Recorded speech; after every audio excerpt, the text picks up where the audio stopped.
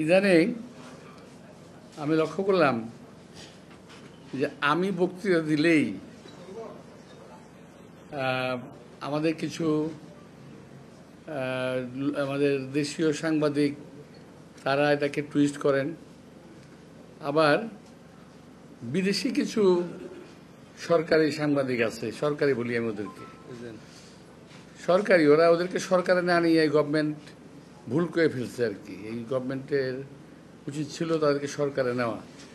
তো তারা আবার খুব ক্ষিপ্ত হয়ে যায়। আমার বক্তৃতাগুলোকে কাট পিস করে এমনভাবে জনগণের সামনে হাজির করা হয় যাতে জনগণ আমাকে ভুল বুঝে।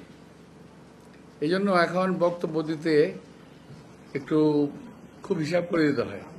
আর আমি কথা বললেই তো বলবো যে মির্জা আব্বাস তো সংস্কারের বিরুদ্ধে কথা কয়, সংস্কার চায় না।